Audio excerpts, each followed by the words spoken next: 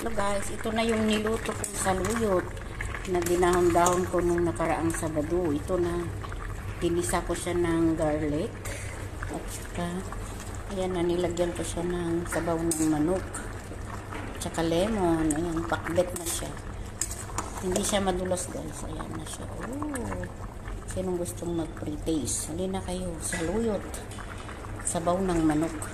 Ayan siya guys, saluyot na may sabaw. Sabi ng alaga ko, saluyot na may sabaw daw. Ayan na siya guys, bulukiyan. Ito yung chicken niya. Ayan ang chicken. Hindi na siya makita. Ayan ang chicken. Maano kasi yung saka ito na yung saluyot, kumukulo-kulo pa. Ayan siya guys, maano lang siya kasi. Ayan na siya, saluyot na may sabaw.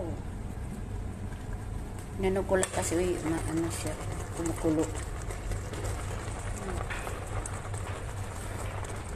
Ayan, saluyot. Crinash ko lang yung garlic guys para hindi makita ng mga bata. Ayan, pakbet. Pakbet na saluyot. Yan na yung dinahon-dahon ko dati. Ayan, sarap-sarap na siya, kumukulo hanggang malutong-lutong na siya. Kasi parating na yung